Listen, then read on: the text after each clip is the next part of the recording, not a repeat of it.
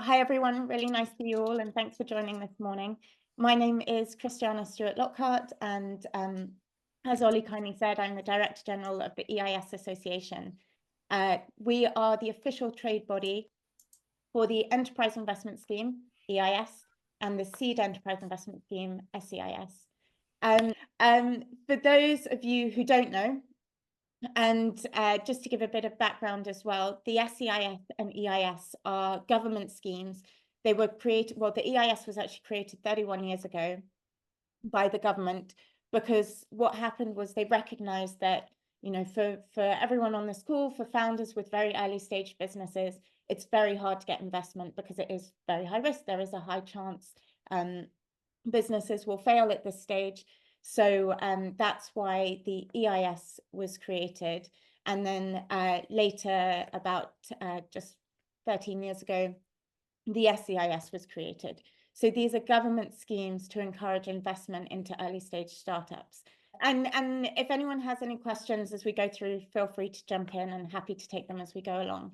But so the Enterprise Investment Scheme and the Seed Enterprise Investment Scheme are government schemes that encourage investment into early stage businesses through a series of tax reliefs. So this means that if you invest in a company that qualifies, you could get income tax back off your income tax bill. So for EIS, you get 30% of your investment back off your income tax bill, and for SEIS, it's 50%.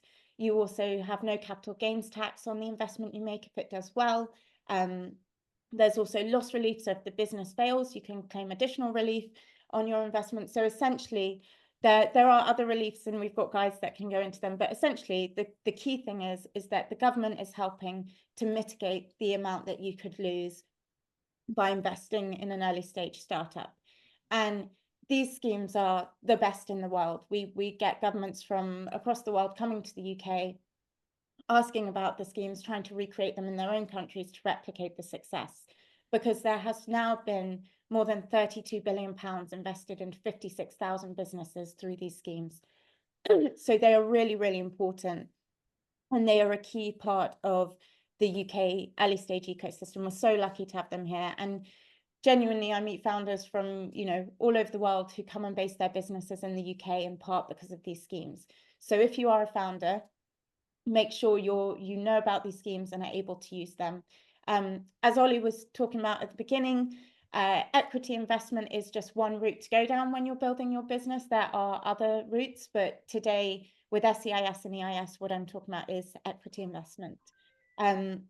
So that's a very top line overview of what the schemes are. As Ollie mentioned, and I said at the beginning, we are the trade body for the schemes. So we are a trade association representing everyone using the schemes. So our members include founders and entrepreneurs who are looking to raise money into their businesses through the schemes. They include the lawyers and tax advisors and accountants who are working with you to support you with those raises. And it also includes the investors as well. So fund managers and financial advisors who might be advising clients on it, but particularly fund managers who have SEIS and EIS funds. We do three main things. Education is a really key part of what we do. There are still too many people who haven't heard of EIS and SEIS, both on the founder side and the investor side. And so key part of what I'm doing is trying to change that. We hold events that are free to attend all over the UK that are there for founders and investors to come and find out more about EIS and SEIS. Also do webinars, talks like this, and thank you so much to Ollie for having me on. But education is a really key part of what we do. Number two, we have kind of services for our members, updates on technical changes, any changes to the schemes. And some of you might be aware that a couple of years ago, there were extensions to the SEIS limits, which we engaged with the government on, and it was really great to secure those. I can talk a bit more about them later. We also have our annual awards. Those are currently open. They're free to enter. There are specific categories for best EIS investee company and best SEIS investee company. The deadline is next Friday, so do take a look at those as well. The award ceremony is held at the House of Lords in June. And networking events. So we also do a lot of networking for our members, founders and investors to come together, meet and learn more about EIS and SEIS as well. So that's the second thing we do. And the third thing we do is represent the ecosystem to government. So we work closely with HMRC and the Treasury to make sure the schemes are working as effectively as possible. HMRC manages all the administrative side of EIS and SEIS.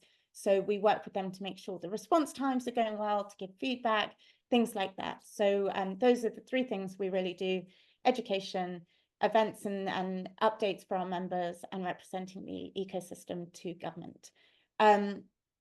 There are a lot of things to be aware of with EIS and SEIS. They are complicated. They are generous schemes and they're important schemes, but there are complexities around them. So we would normally suggest it's worth taking advice, because it can be very expensive to get them wrong, and not all companies qualify. So it's important to check if you qualify. We do have, as I said, free guides on our website, and I can share the link to those shortly, but there's a little checklist to give you a rough overview if you're likely to qualify. The key thing to be aware of is that there must be genuine risk to capital. So, you know, if you were buying property and reselling it, it's very unlikely as an investor you would lose all your money. That type of thing wouldn't qualify. But if there is genuine risk to capital, that's a really key condition of whether or not your company will qualify. There are also a number of different qualifying criteria. One important one is age limits. And this is something that does cause a lot of challenges, because for SEIS, your company can be no more than 3 years old. It used to be 2 years old, and one of the changes that I mentioned before is that they extended the age limit for SEIS from 2 years to 3 years. This is something that was really important, because obviously 2 years is not a lot of time when you're starting a business to get to the point where you're looking for investment to secure that investment as well. So that's really key. And then for EIS, it's 7 years. If you're 7 years is the age limit for EIS. There is something called knowledge intensive, which is a kind of extra thing your company might qualify for. And in that case, the age limit is 10 years. And yes, Sarah. So, quick question. You mentioned that for SEIS, the company has to be 3 years old or less. What if we registered as a company in 2020, so 5 years ago, however, didn't start trading until September 24? Does that mean we don't qualify because we registered a long time ago, or? Yeah, so it's a really good question, and we get so many questions like this. For SEIS, it's 3 years from your first sale. Okay. For EIS, it's 7 years from your first commercial sale. Really, thank you. Ollie, you had your hand up as well. As I think I've told you, I speak to hundreds and hundreds of founders and have done a lot this year. And a lot of questions I get raised by founders is the scheme, the EIS scheme. And many of them feel that it's not promoted enough. There's a lot of ignorance out there. And believe me when I say founders need all the support they can get at the moment. Are there any plans to really change the scheme, promote it, get it out there, and for investors to understand that it's there, and it's there to try and mitigate the risk?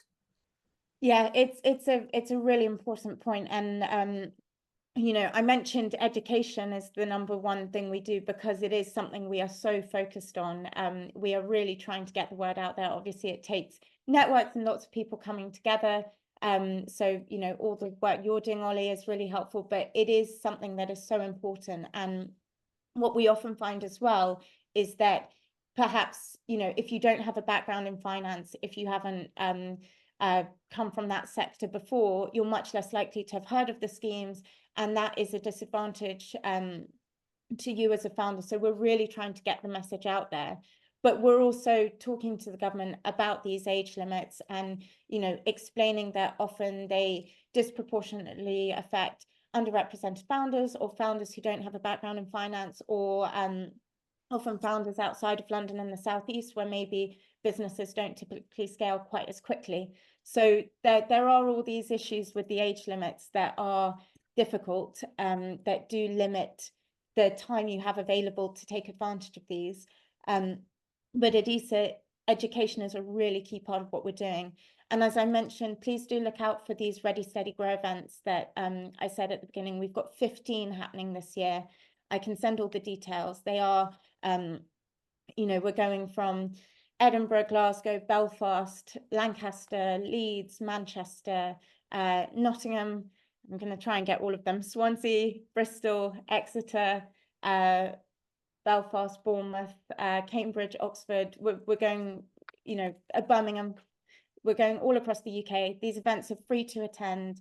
It's a 1-hour seminar all about EIS, what you need to be aware of, do's and don'ts. There's an opportunity to meet investors. There's a panel with investors saying what they're looking for, how to approach them, things like that. So really great top tips. As I said, free to attend. Do look out for those. Yes, Ollie? I've got a request. Yeah. A founder, okay, who has benefited from EIS, but they're worried about founders coming in behind it. All right. He very thoughtful chap. And he said to me, when you speak to EIS, ask them if they can get Rachel Reeves to do a short 2-minute video promoting the benefits of EIS to investors. Now, if you could get that, all right, that would be worth so much. If that was out there, I know you've got political connections, and I know you can lobby government. There couldn't be anyone higher at the moment out there who could do a better job than promoting the benefits of EIS and the current Chancellor at a time when some of the government policies have put founders at a disadvantage. I think that could be a really, really good thing for her to do. Yeah, it's a good point. I mean, one of the challenges is she did mention it in the budget in October. She said, you know, one of the key things we've done to help entrepreneurs in this country is extend the EIS and VCTs. She did mention it, and she did also talk about it in the speech she gave in Oxford, talking about the Oxford-Cambridge corridor. So she is talking about it. She said it was one of the first things she did when she got into government, was to extend the EIS for 10 years to 2035. It's a slightly separate thing. There was a sunset clause on the EIS, which meant it was due to finish in, well, last month, April 2025. And the government has extended it for 10 years, which is fantastic and a really good indicator of how important it is. But yeah, Ollie, she is talking about it. Trini Woodall has spoken about SEIS. Rishi Sunak actually I don't know if anyone remembers the interview he did with Elon Musk as part of London Tech Week 2 years ago, I think. But he said, in the UK, we've got our incredible EIS. So people are talking about it. If you could get Rachel just to do the benefits to investors of EIS, that's what they want. We'll see what we can do, but we do need more people talking about it, and also founders, because I think the other thing that is sometimes not fully appreciated is how many businesses have used EIS and SEIS. You know, dozens of businesses that I use in my day-to-day life have benefited from SEIS and EIS, whether that's, you know, Pip and Nut peanut butter that I give my children for breakfast, to you know, Deliveroo or Revolut, or there are all these different companies, Zoopla, you know, that are household names. And that's not even starting on the ones that are in the life sciences sector, finding new ways to, you know, treat cancer, things like that. There are so many different companies that have benefited from these schemes. And many of the founders say they wouldn't be here today without the EIS or SEIS. And yet so many people don't know about them. Andre, did you have a question? Yeah, hi, Christiana. Thank you. Just sort of going back on what Ollie was saying as well. I'm actually EIS assured for our tech business, and we're going through a funding round at the moment. We were SEIS assured as well, and we filled that position, but that was when it was at its £150,000 level. But then we went on to EIS, so that's all great. The thing that we struggle, the thing that we really struggle with is sourcing the real investor, because there's so many investors out there. You know, the whole world is an investor, you know, apparently, and there is so many angel investors, and you know, you talk to so many people. And I agree, you know, EIS is a fantastic scheme. You know, it's an amazing scheme, but we really struggle to sort of get to that real investor who goes, look, your product is amazing, right? Yes, we'll invest £100,000. Yes, we're going to get 30% tax relief and all of these benefits.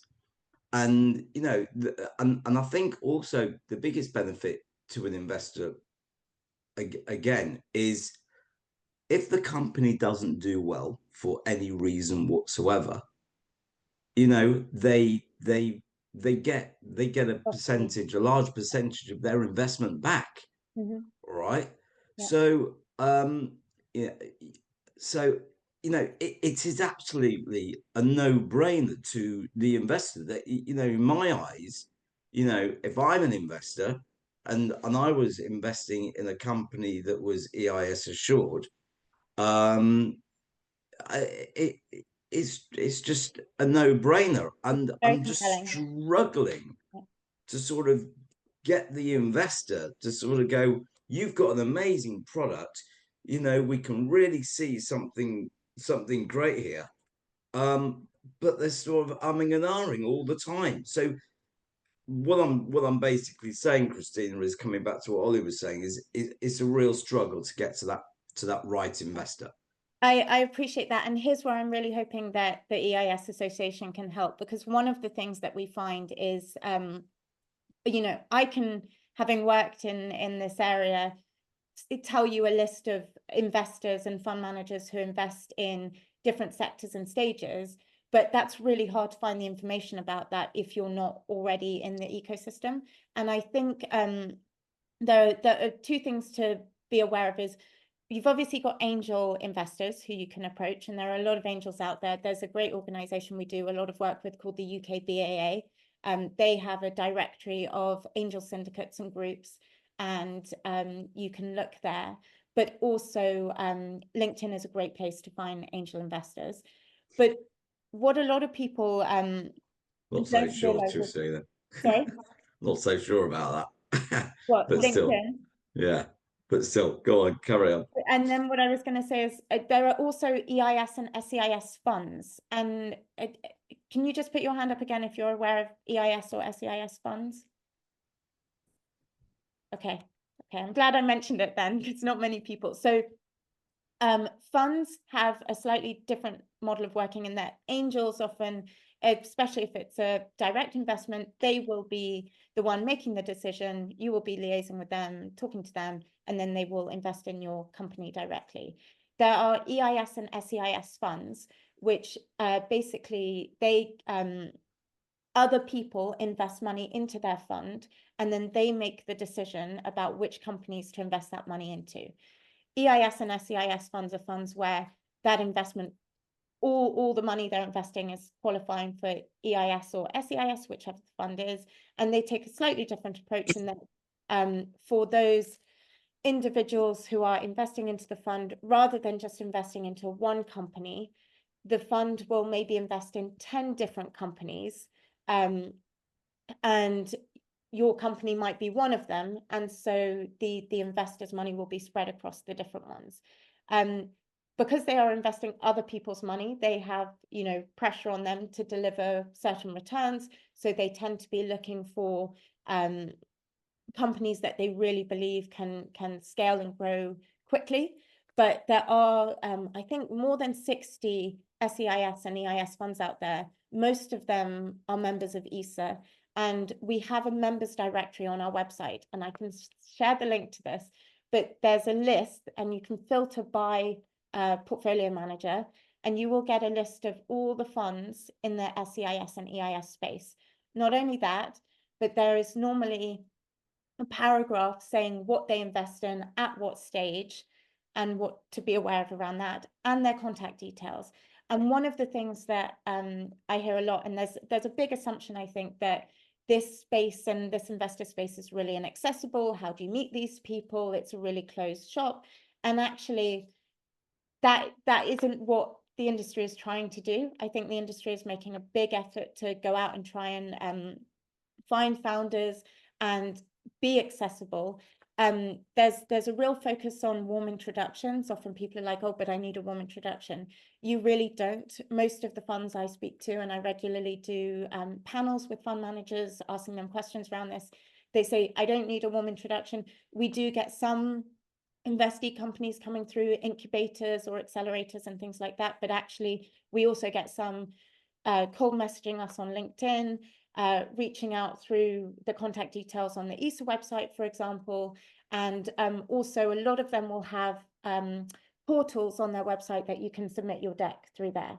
Now, I'm not by any means saying it's easy to get investment. It is really hard. Most of these people are, getting thousands and thousands of pitch decks, and then maybe investing in 10 companies. So it's still very difficult.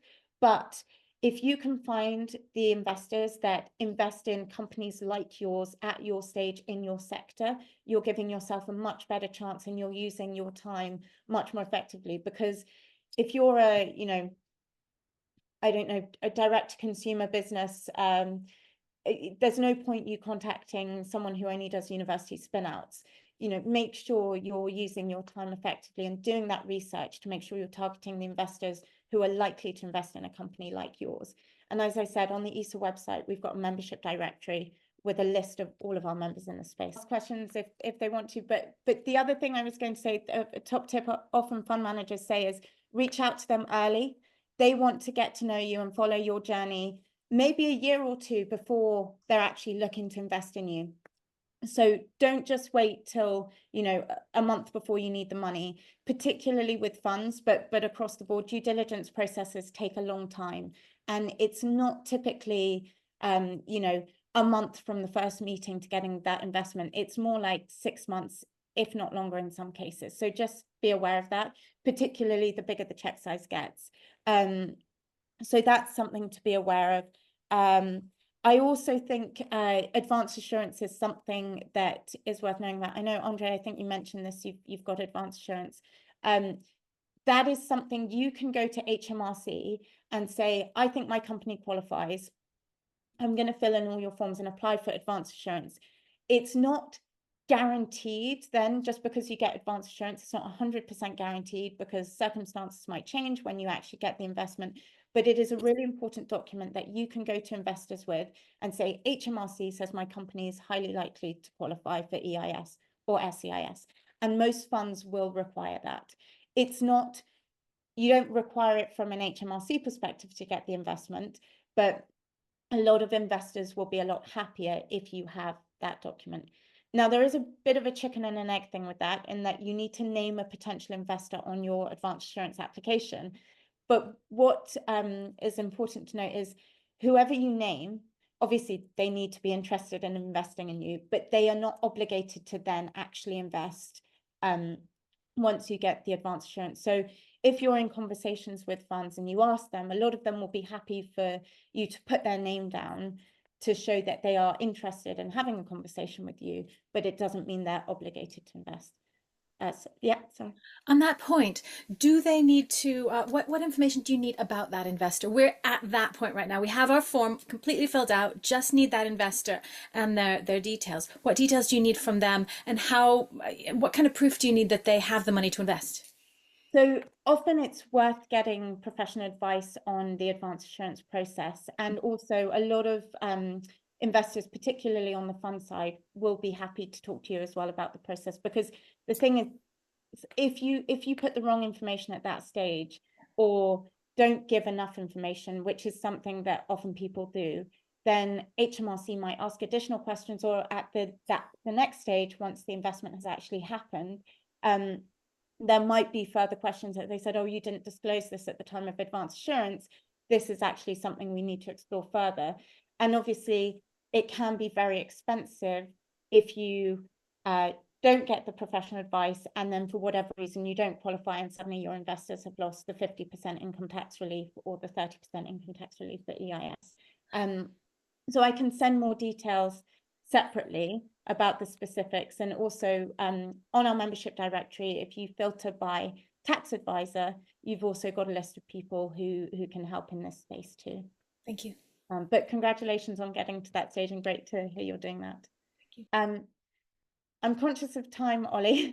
Did anyone have anything else they wanted to ask quickly? Yeah, Neil. So thanks, Christiana. My question's a little bit to the side of this. I'm currently have a great opportunity with working with a business that has organized summits about AI across the whole Silicon Valley. We're in the part of developing a platform that's identified a challenge, which is universities getting funding quickly enough to actually move as quickly as AI is doing, and also to talk to each other.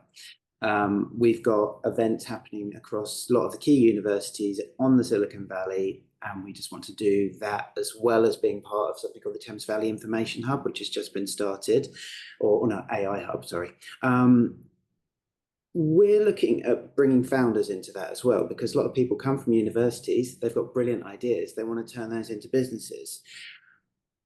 Really naive question, but because I'm out of my comfort area with all of this kind of stuff, is there anything, or is there any angle of or approach to government, to things, to actually looking for support? Because we're really aligned with what Keir Starmer is actually wanting to do, which is connect universities to build the Silicon Valley, and we're fortunate we have lots of universities already talking about this with industry, and we're trying to join it together. Yeah, well, maybe I'll put my email address in the chat, and maybe drop me an email about it, and we can chat more about it offline, because I have some ideas and potentially some people I could connect you to about it as well. I'll put my email in the chat. Thank you. Sorry. Anyone else? One more question, Christina. Sorry, very quickly. I did put it in the chat. Sorry.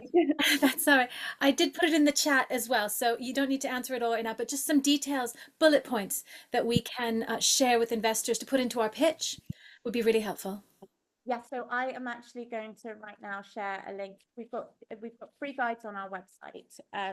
This one is aimed at investors, and then the one that I will do in 1 minute is aimed at founders, and it gives you a kind of guide to the schemes, what the tax reliefs are, things to be aware of from the two perspectives. So you can always share that document with them, but also, you know, use any of the information in it if that is helpful. Great. Julian. Christiana, hi. I just wondered if you could say a word or two about advanced subscription agreements. Are they okay to use with SEIS? So again, that's probably something, there are people I can put you in touch with who can speak more about that. People often have a question around the 6-month limit. Is that something you were wondering about? But yeah, and there isn't a clear deadline with the SEIS and EIS on that, but a lot of people do work to a 6-month deadline. But I can again put you in touch with someone if you drop me an email after that. yeah, and just to quickly go back to sort of Sarah's point. I mean, we also founded in 2020, and we're sort of pre-revenue in the biotech space, sort of developing. So, I mean, we didn't get going in the lab until beginning of 2023, but we were not going to be having a sale for another sort of 3 or 4 years, I don't think. So does that mean that we don't really have to worry about this sort of time limit?